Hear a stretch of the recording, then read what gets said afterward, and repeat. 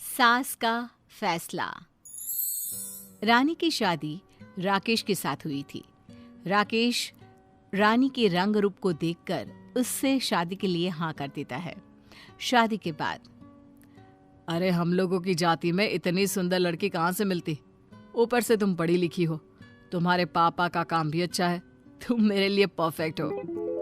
अभी तक आपने जितनी क्वालिटी गिनाई, क्या यही कारण था कि आपने मुझसे शादी की है?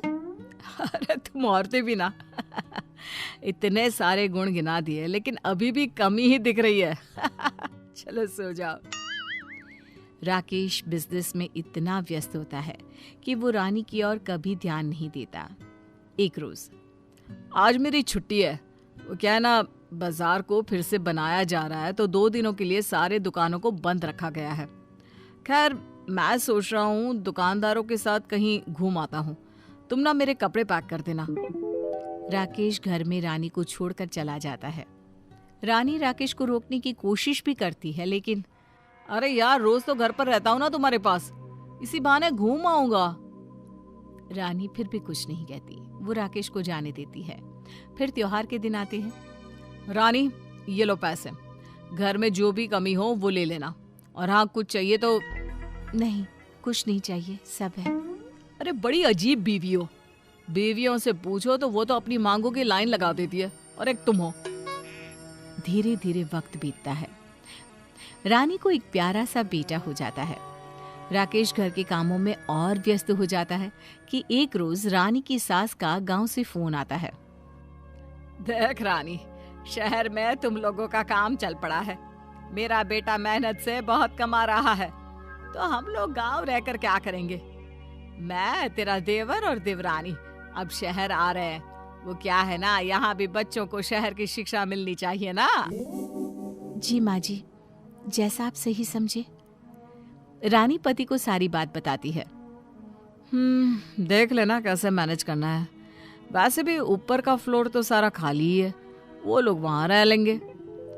फिर कुछ दिनों में रानी की देवरानी भी आ जाती है, लेकिन रानी के देवर देवरानी का रहन सहन रानी और उसके पति से बिल्कुल अलग होता है। अरे सुनती हो, जरा मंदिर चलना मेरे साथ। अरे मैं बच्चों को खाना खिला रही हूँ ना। अरे भाभी को दे दो, वो खिला देंगी। बस 5 मिनट में आना जाना ही तो करना है। देवरानी रानी के पास बच्चा छोड़कर पति के साथ मंदिर जाती है, जिसे जाता देख रानी का भी मन करता है कि काश वो भी पति के साथ थोड़ा समय बिता पाए। अगले रोज, ए जी, जरा साथ में मंदिर चले क्या? मंदिर? पागल हो गए हो क्या? मंदिर क्यों, घर पर ही पूजा करो। और हाँ देखो, मेरे पास ना वक्त नहीं है। आज वो बगल की दुकान में पूजा है, तो हवन में मुझे ही बैठना है। मैं तो चला। तभी वहां देवर आ जाता है। भैया, आप भाभी के साथ जाओ, मैं बैठ जाऊंगा हवन में। चलो रानी जल्दी करो, लेकिन टाइम नहीं है मेरे पास, और भी बहुत काम है। रानी का मन अब पति के साथ जाने का होता ही नहीं। नहीं नहीं, रहने दीजिए, हम साथ में तब चलेंगे जब आपका भी मन हो, ठीक है ना? हाँ, मन? अरे बिना मन के थोड़ी ना बोल रहा हूँ। चलना है तो जल्दी चलो चलो।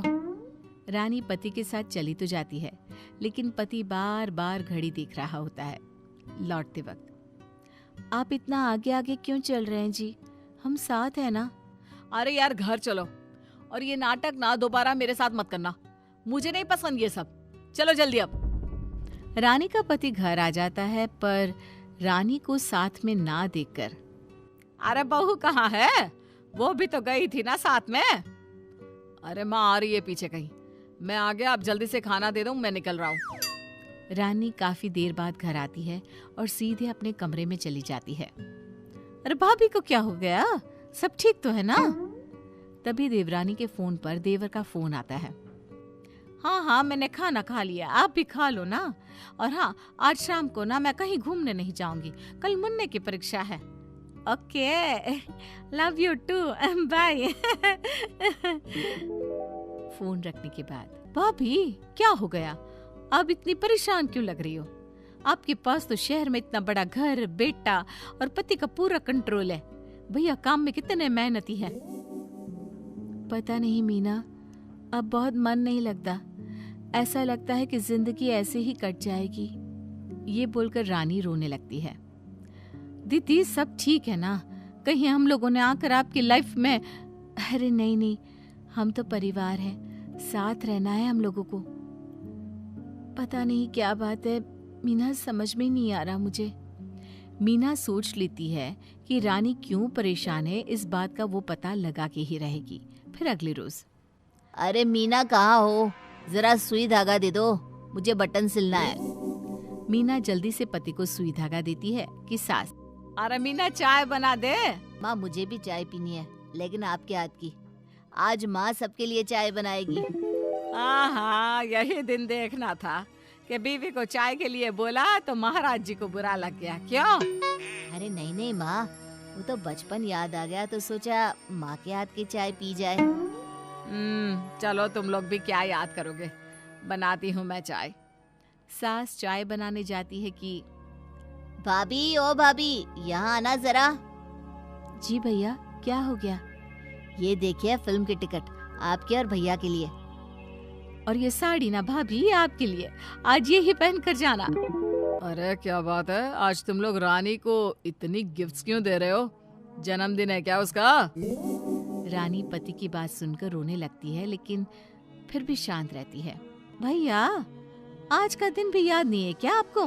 भैया, आज आपकी शादी हुई थी भाभी के साथ। अरे मैं भूला होता ना तो मीना तो मेरी जान ही ले लेती। आज आपको भाभी कुछ अलग नहीं लग रही है क्या? मुझे पता है, आप ना कभी नहीं भूल सकते हम लोगों की मैरिज एनिवर्सरी। अरे पागल हूँ क्या? मैं भी काम करता हूँ तो सिर्फ अपने परिवार के लिए। मैं बाहर निश्चिंत हूँ क्योंकि मैं जानता हूँ तुम घर पर हो। वैसे हूँ गरीब, महंगी साड़ी जेवर ये सब नहीं दे सकता, लेकिन अटेंशन पूरी है मेरी तुम्हारे लिए। किसी भी औरत को ना घर बंगला गाड़ी या महंगे सामान से ज्यादा जो चीज चाहिए होती है वो होता है पति का प्यार। बस यही देते रहो और का।